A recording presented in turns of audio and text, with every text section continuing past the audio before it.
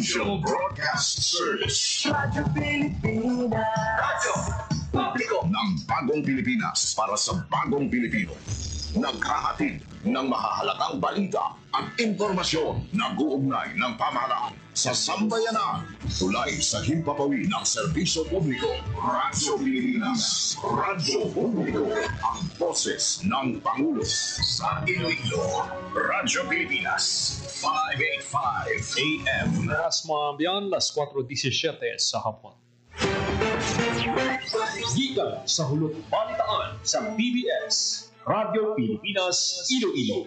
Gintipon sa buos na pwersa sa News and Public Affairs Division. Mga pagsaysay sa mga hitabo o aksyon, mga pananawan, kag desisyon, mga hibubunod sa napikuhan na sektor, mga danagpong ng balita, dili sa Iloilo, at mga bahin sa kabisayang nagkatunan. Mga balita na natipon sa sulod sa naligan ng 24 oras. Inyo mapatian sa Headliners Watch. Kagkaroon, yari ang inyong PBS News Team.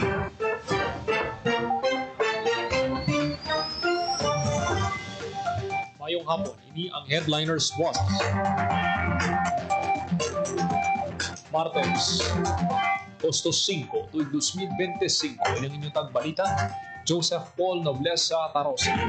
Kagkaroon sa mga Pangulong Ginalawan. EO049 gimapanawag ni Mayor Tranya, sugod mapasahan niyo pang serbisyo ng Iloilo City Council for the Protection of Children. Yellow alert gipasakas ng NGCP sa Visayas Grid. Ibiyang antigay gitayog sa 4.2 magnitude nga linog. Kaso sa dengue sa probinsya ng Iloilo naglabot na sa masobra 3,400. Iloilo Provincial Government nag-turnover sa ICT equipment kag service vehicle sa mga national government agency. Kagaron sa detalye na sa aton mga balita. Radyo Pilipinas. Radyo Pilipinas. Radyo Pilipinas News. EO049 gimapanawag ni Mayor Tranya, sugod mapasahan niyo pang serbisyo sa Iloilo City Council for the Protection of Children. Detalye sa balita sa report ni Janelle Maclay. Radyo Pilipinas. Radyo Pilipinas. Report. Sa Executive Order number 49 si Iloilo City Mayor Raisa Treñas nga nag-reconstitute sa Iloilo City Council for Protection of Children. Tinutuyo sining mapasangkad pa ang mga programa para sa paghatag proteksyon sa kinamatarong kag kaayuhan sa mga kabataan. Ang ICCPC magaserduman na primary policy making sa city government kag mag-coordinate sa mga child-related programs para sa Batang Ilonggo agam tapuan sa mga city officials, barangay leaders, youth representatives, partner agencies kag civil society organization bilang miyembro.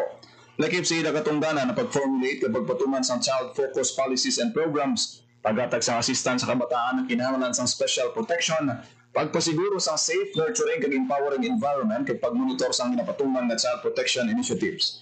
Paagi sa reconstitution sa ICCPC Iloilo City, papasiguro man na nakalinya sa national laws kag guidelines ang mga programa sa syudad kasubong na lamang sa RA 9344 kung Juvenile Justice and Welfare Act, Child and Youth Welfare Code kag DILG Memorandum Circular 2021-039 para sa handom sa lokal na panguluhan na child-friendly Iloilo City.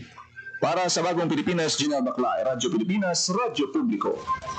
Yung pasakas ang National Grid Corporation of the Philippines ang yellow alert sa Visayas Grid subong Martes Agosto 5 mo sa pagsakas ang demand sa pila ka power plant ang yara karon sa unplanned forced outages kag rated capacity sunod sa NGCP patuman ang yellow alert halin alas 3:05 o alas 4 sa hapon kag alas 6:08 sa gabi. Patag sang NGCP ang yellow alert ginapagawa ko ng operating margin hindi na bastante para malabot ang contingency requirements ng transmission grid. Dugang pa sang NGCP ang Visayas Grid may available capacity nga 2,889 megawatt kag may peak demand nga 2,489 megawatt. Sa datos sa NGCP, 12 ka planta ang nagpay-down sa force outage sumalin Abril tugtub Agosto. Anong kiban pang wala na umalin sa 2023 samtang may 8 nga nagapadayon na pangara sa rated capacity sa rason nga 744 megawatt ang unavailable na sa grid. Samtang gitayog sa magnitude 4.2 nga linog ang banwas ng Tibyaw Antique alas 2:40 sang kaagahon Saging pagwa nga earthquake information sa Philippine Institute of Volcanology and Seismology of PHIVOLCS ang linog may kadalamungan 10 ka kilometro. Intensity 3 naman ang nabatsagan sa Banwas ang Kulasi, Antique, Intensity 2 sa Sebaste, Antique, kag Intensity 1 sa Malinaw, Aklan. Sa ibang panaton nga balita, Radyo Pilipinas. Radyo Pilipinas News. naglabot na sa masobra 3,400 ang kaso ng dengue sa probinsya ng Iloilo sa tuig 2025. Sa datos ng Iloilo Provincial Health Office as of Morbidity Week 30 o kunumalin Enero 1 to Hulyo 26, nagsaka na sa 3,462 ang kaso ng dengue sa probinsya kung sa din 13 ang napatay. Kung ikumpara sa parehong period sa 2024, mayroon 3,783 ang kaso, kag anong nga napatay naglubos ang 8% ang kaso ng dengue sa probinsya sining tuig. Nagapanguna nga munisipalidad nga may pinakamadamo nga kaso sining tuig, ang Uton nga may 252 ka kaso, San Joaquin nga may 224, Haniway may 173, Dumangas nga may 169, kag Leon nga may 161. Kalabanan sa nagkaladengue sa probinsya ang yara sa edad nga 1 to 9 years old. Samtang sa 13 nga dengue fatality sining nga tuig buwa ka dengue fatality ang na-record sa Putotan, Carles Balasan, kag tig-isa sa Uton Lambunaw, Sara Concepcion, Tigbawan, San Rafael, kag Dueñas. Radyo Pilipinas. Radyo Pilipinas News. Provincial government nag-turnover ng ICT equipment kag service vehicle sa mga national government agency. Detalye sa balita sa report ni Marian Grace Ereniata. Radyo Pilipinas. Nag-turnover ng ICT equipment at service vehicles ang Iloilo Provincial Government sa pila ka mga national government agencies. Yung pangunahan ni Iloilo Governor Arthur Pastor Jr. kag Vice Governor Natalie Andy Buki kaupo si Provincial Administrator Dr. Raul Mangas kag mga miyembro sa Provincial Anti-Drug Abuse Council kag Provincial Peace and Order Council ang pag-turnover sa equipment kag service vehicles. Nakita turnover ang isa ka laptop, 4 ka printer kag service vehicles sa Bureau of Fire Protection o BFP Iloilo, service vehicle para sa Department of the Interior and Local Government o DILG Iloilo, kag persons deprived of liberty o PDL transport vehicle para naman sa Bureau of Geomanagement and Technology o BGMP Iloilo. Kabangin ang pag-turnover sa mga asistan sa padayon ng suporta sa gobyerno probinsyal sa mga ahensya sa gobyerno agad mapadayon ang kalinungan, katauhay kag public safety sa probinsya. Personal na gimbagay ng DIFAR Senior Superintendent Bartolome Biliran, Provincial Fire Marshal, DILG Provincial Director Engineer Carmelo Orbista, kag Nanday Attorney Mark Manhabor, Jail Warden sa Iloilo District Jail, kag Jail Chief Inspector George Alan Dumay Soriano, Logistics Officer sa BGMP Regional Office ang mga ginhatag sa Iloilo Provincial Government. Para sa Bagong Pilipinas, Marian Grace Aranyata, Radyo Pilipinas, Radyo Publiko. Radyo Pilipinas. Radyo Pilipinas News. Samtang sa ibang panaton nga balita, arestado ang 238 ka wanted person sa ginpabasko nga manhunt operations sa Police Regional Office 6. Inyang nadakpan sa kapulisan sang tinalikdan nga Hulyo 2025. Sa 238 nga nadakpan, 58 ang most wanted persons samtang ang 180 other wanted persons. Sunog kay Police Regional Office 6 Director Brigadier General Josefino Lican, klaro ang mensahe sa kapulisan nga wala sa lugar sa Western Visayas ang mga ginapangita sang lay dapat nga maaresto ang mga wanted persons nga mapasabat sa mga krimen nga ila ginhimo. Radyo Pilipinas. Radyo Pilipinas News. Arestado sa kapulisan ng Iloilo Police Provincial Office ang top 2 most wanted persons sa Western Visayas sa barangay THTNP, Maasin, Iloilo. Ang suspect yung kilala si alias G, 27 anyos, kag residente sa Maasin, Iloilo. Kaso nga rape by carnal knowledge ang ginapangatubang sang suspect sa madinalagon nga operasyon. Impasiguro ni Police Regional Office 6 Director Brigadier General Josefino Ligan nga para ng pagpangita sa mga may salamton sa liig para mapasabat sa mga krimen nga ila ginhimo. Radyo Pilipinas. Radyo Pilipinas News. Samtang sa ibang panaton nga balita, nang patigayon sa Stop, Plate and Go, ang Land Transportation Office 6 sa buong adlaw Agosto 5 sa distrito sang Hara ug matagan kahigayon na ng mga motorista nga makuha ang plakas ng ilang motorsiklo. Pinaparahan sa mga enforcers ang mga riders nga nagagamit sa temporary plate agud paibaluon nga dapat kuwaon na ang ilang mga issued plate numbers. As of August 3 sunod sa LTO 6, yara na sa 27,000 ka plaka ang ilan na release. Kalikhalin sa tuig 2014 malapit 300,000 ka plaka ang backlog sa riyon bagay nga matamat na ginpanagtag. Ginpayag ni LTO6 Assistant Regional Director Jack Punlo sige siya ang pagpanagtag sa mga plaka sa 21 ka mga district offices. Kabahin sang mando ni LTO6 Regional Director Attorney Gaudioso Hiduspan II sa Department of Transportation. Radyo Pilipinas. Radyo Pilipinas News.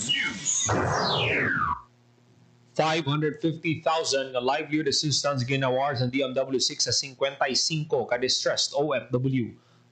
Detalye sang balita sa report ni Marian Grace Aranyata. Radyo Pilipinas. Radyo Pilipinas. Report. Nagbaton sa livelihood assistance ang 55 ka distressed overseas Filipino worker o kung OFW sa Panay Island gikan sa Department of Migrant Workers o kung DMW Region 6. Sa 55 nga nagbaton, 50 sa ila ang benepisyaryo sa idalom sa Balik Pinas, Balik Hanap Buhay o kung BPPH kagina sang Livelihood Development Assistance Program o kung LIDA.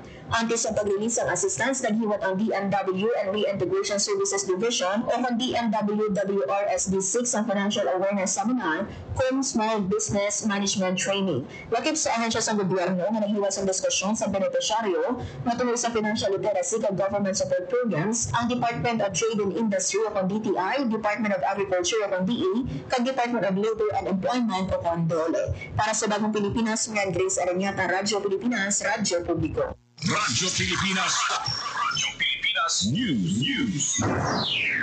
Radyo Pilipinas. Radyo Pilipinas News.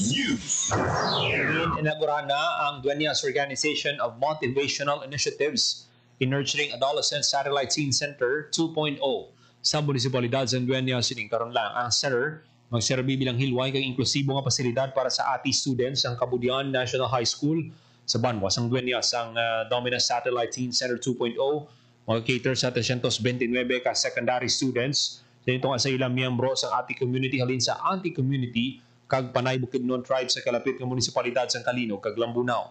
Siya na ginbuksan ng pasilidad sa Dueñas Sanon Youth matapos ang giniwat nga inauguration ceremony ginpangunahan ni Iloilo Governor Arthur Defensor Jr. sa Agosto 4 kaupusan ni Vice Governor Lian Dibuque, Mayor Robert Martin Pama, Provincial Population Office Chief Attorney Ruel Von Superio, Board Members Rolando Distura kag Dominic Paul Oso, Assistant School Principal 2 Marilyn Hison kag Deputy Assistant School Division Superintendent Dr. Gerson Labos. Ang Teen Center Building magaserbisyo sa pamatanon gikan sa barangay sang Kabudian, Bagungbong, Hagimit, Pader, Sawi kag Watuan sa Dueñas kag mga barangay sang Dalid, Gama Grande, Gama Pequeño kag Tahing sa Calinog. Ang Domina Teen Center isa ka simbolo sang promisa sang gobyerno probinsyal para sa mga proyekto nga sensitibo sa kultura nga nasanto sa mga pagpanghangkat nga ginatubang sang indigenous students. Pahig ni Governor Defensor ng Teen Center 2.0 sa kaproyekto sa gobyerno provincial para sa youth development kag ini upgraded versions ang naga-exist na school-based multi-purpose teen center projects nga nagalakip sa construction sa building para sa mapalambot pa ang adolescent health kag youth development programs. Ang Domina Satellite Teen Center kapat na nga na kompleto nga building sa idalom sa Teen Center 2.0 sa Provincial Population Office. Radyo Pilipinas. Radyo Pilipinas News. Wato ng pinakauna kag dako nga AI Fest 2025 sa August 11 to 13 sa Iloilo Convention Center, Iloilo Business Park Distrito sa Mandurriao, Iloilo City. Hinagdang tanan nga magupod sa AI-powered innovation halin sa hackathons kag exhibits padulong sa film screening kag big league talks. Ang AI Fest 2025 may tema mga coding a better future, responsible AI for cities and communities. Sa mga mayor nga likoton among AI hackathon, Alex AI exhibits, Cine AI may public screening kag AI technical conference may admission fee of 5,000 pesos per person kag maskan para magparehistro. Radyo Pilipinas. Radyo Pilipinas News. Nagtanyag sang libre nga gunting manicure, pedicure kay iban pang serbisyo nga makabulig pasanyag sa self-care kay mental wellness. Ang mga Ilonggo ang ginlunsar nga USG WAPS o kon uplifting self-grooming wellness and public service program. Ginpangunahan ni Iloilo City Mayor Raisa Treñas sa Barangay Veterans Village City proper. Magla sa grooming ang USG WAPS program. Ang nagtanyag man sa free legal advice pa sa Kamalayan Legal Clinic and Forum, kabuilog sa City Councilor Set Free Cabaluna, scholarship opportunities ng UIFINMA Basic Health Check-ups ng City Health Office, and family planning ng FPOP Iloilo Chapter. As of July 2025, ang USG WAPS program ang nakaserbisyo na sa 2,542 Ilonggos sa 23 ka mga barangay sa Iloilo City kag ginalauman nga magbisita pa sa iban nga barangay. Ginpasalamatan man sa alkalde ang mga pumuloy kag partners ng syudad sa pagdulong sa mga serbisyo pagi sa USG WAPS program. Radyo Pilipinas. Radyo Pilipinas News. Ang vendor sa nagkalaylang nga public market sa syudad sang Iloilo nagtambong sa giniwat nga accelerated capacity building. Detalye sang balita sa report ni Janelle Baklay. Radyo Pilipinas. Radyo Pilipinas. Nagiwat sa accelerated capacity building ang Oswald Negosyo Academy sa mga vendor sa nagkalain-lain ng public market sa syudad sa Iloilo. Sa ginkandat na training sang una, gintunluan ang mga vendors na nawad sa food safety, handling, financial literacy, kag madamo pa. Ginlunsarman ang SIGI program o kung Sustainable Income Generation through Entrepreneurship. May isa sa mga prioridad ng programa ni Mayor Reza Treñas na nagatuyo mabuligan ng mga vendors na masustener at mapasan yung ilang pagnegosyo paagi sa financial education. Yaraman sa event ang pinakahensya sa gobyerno kasumbong sa DTI Negosyo Center, mga tigdawa sa nagkalain-lain ng bangko na makabuligid sa kinahanglanon sang mga negosyante. Para sa Bagong Pilipinas, Janelle Baklay, Radyo Pilipinas, Radyo Publiko. Formal na ginlunsar ang benteng bigas meron na 20 pesos rice project sa San Lorenzo, Guimaras, kapin 1,300 kapak. Sang tingpulong ka kilo nga bugas ang nabakal sa mga pigado nga pumuluyo sa San Lorenzo. Ang 20 pesos rice project isa ka subsidized program sang lokal nga panguluhan bilang pagsuporta sa handom sang gobyerno nasyonal nga matagan oportunidad nga makabakal sa barato nga bugas ang mga kabahin sang mahuyang nga sektor. Sang Hulyo ginsuguran man ang pagbaligya sang 20 pesos nga bugas sa nanuay tuhay nga banwa sa Guimaras. Nagpaidalom sa tatlo kadlaw nga paghanas angon sa fish processing ang 15 kakatapos ang Kaimito Sipaway Island Fisher Folks Association sa San Carlos City. Katuyuan sa paghanas, mamatuluan sa nagakaigo nga hibalo kay kasangkol ang mga mangisda ang ilang magamit sa pagsugod sa negosyo para sa iladugang nga kita. Lakip sa magintudlo ang milkfish deboning o kung pagkuwas ang sikag sang bangros pati na ang packaging. Ang paghanas na tigayan pinagid sa pagbinuligay sa State University of Northern Negros kag San Carlos City Cooperatives and Livelihood Development Office.